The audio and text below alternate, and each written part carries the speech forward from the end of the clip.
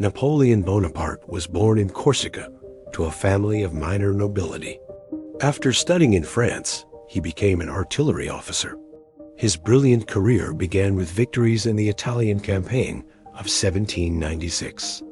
By the age of 35, he had proclaimed himself emperor, reshaping the political map of Europe. He ruled with iron will, conquered nations, and inspired armies. Napoleon's image is more than political. He was a strategist, a leader of a new era. Even in exile, he retained his grandeur. History remembers him not just for battles, but for his laws, reforms, and legacy. In David's portrait, he is not in a general's uniform, but in the quiet of night in his study, surrounded by papers through which he governed the empire. I live only for glory. I sacrificed everything for it, even love.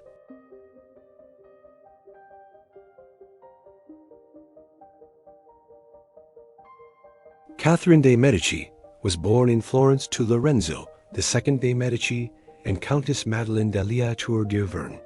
Orphaned at an early age, she was raised at the court of Rome and later sent to France, where she married Henry of Orleans, the future king, at the age of 14. In France, Catherine became one of the most influential figures of the Renaissance. She outlived 3 kings, her husband, and 2 sons, and played a key role under each reign. Feared and respected, some saw her as a wise ruler, others as a ruthless schemer. Rumors claimed she turned to astrologers and poisoners, yet she believed in diplomacy. "I do not rule, I hold the throne for others," she said in her later years. Her life was marked by tragedy, but also by the great compromises that helped prevent France from falling apart.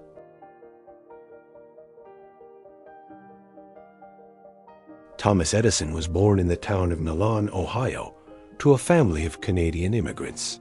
With only basic home education, he became fascinated with science and experimentation at an early age.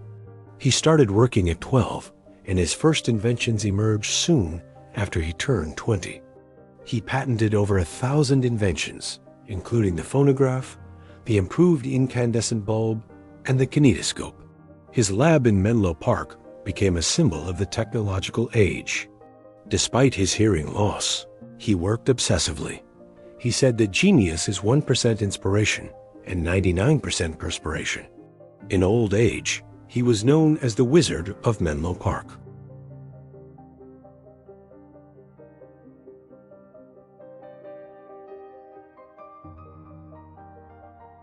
Francois Marie de Burban was born in Tours, Saint-Germain-en-Laye, as the youngest daughter of King Louis XIV and his official mistress, Madame de Montespan. Recognized from birth, she was given the title Mademoiselle de Blois and brought up in Madame de Maintenon's household, far from the lavish ceremonies of the royal court. As an adult, Francoise Marie married the Duke of Orleans, the future regent of France. The match, arranged by her father, was a union of power and resentment. The Duke despised that his bride was illegitimate, while Francoise Marie resented being married to a second-tier prince. Despite tension, she had many children and influenced French politics through strategic marriages. She was seen as cold, commanding, and extremely proud. Sitting Bull was born in what is now South Dakota, into a family of a Hunkpapa Lakota shaman. As a child, he was given the name Jumping Badger. In his early teens, he showed courage in battles against rival tribes and later took part in raids against American military units. Sitting Bull became a spiritual leader of his people, uniting tribes against white settler expansion. In 1876, he inspired warriors in the victory at the Battle of the Little Bighorn, where General Custer's unit was annihilated. Later, he sought refuge in Canada, then returned and surrendered to U.S. authorities. His death in a reservation sparked the Ghost Dance uprising. He did not fear the empire, but he mourned its children.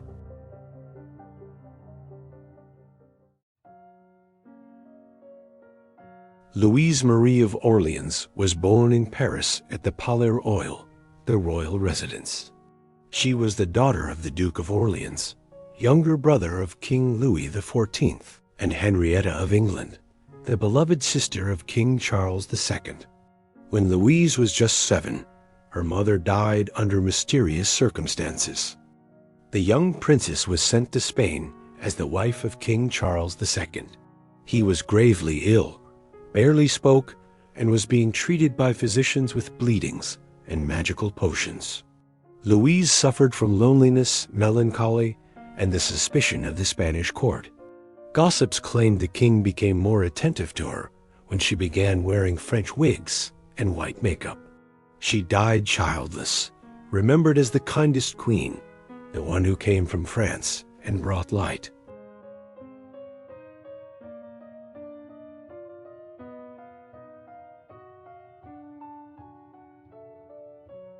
René Descartes was born in the small French town of La Haye. His father was a counselor at the Parliament of Brittany, and his mother died when he was just 1 year old. From early childhood, he was frail and solitary, but showed a strong interest in mathematics, logic, and philosophy. Descartes became the founder of rationalism and analytic geometry. His method of doubt is a cornerstone of modern philosophy. He sought to build knowledge on unquestionable truths, like in mathematics. Descartes believed that reason is the main tool for understanding the world and proclaimed the famous phrase, "I think, therefore I am." He spent years in the Netherlands, publishing his works in solitude, and died in Stockholm at Queen Christina's court, where he had been invited to teach her philosophy.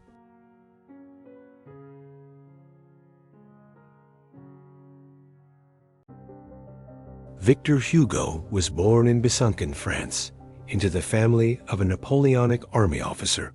From an early age, he showed talent for poetry and prose, as well as interest in politics. At 20, he published his first book of poems, marking the start of his path to the heights of French literature. Hugo became famous as the author of The Hunchback of Notre Dame and Les Miserables, works that became symbols of the fight for justice and compassion. He opposed the death penalty and political oppression, and years in exile only strengthened his voice. "Nothing is more powerful than an idea whose time has come," he wrote. Hugo was a deputy, poet, artist, and dreamer. His funeral turned into a national mourning procession. Millions said farewell to the man who gave words to the poor and hope to the oppressed. Today, his work continues to inspire belief in humanity and the power of kindness.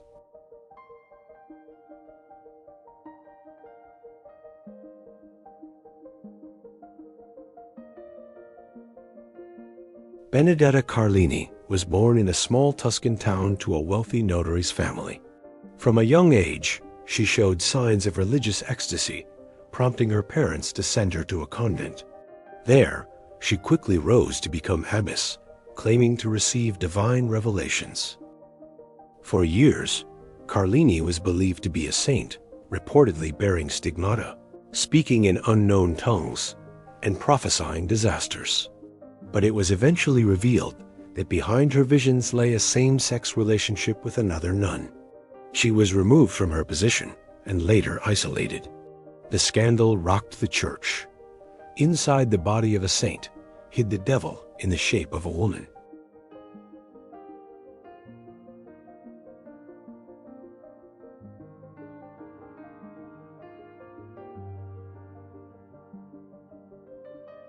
Edgar Allan Poe was born in Boston to a family of actors, orphaned young and raised by merchant John Allan. From an early age, he showed a passion for literature and wrote poetry. His life was shadowed by poverty, illness, and inner demons. Yet this struggle gave rise to some of the most mysterious and dark works in world literature.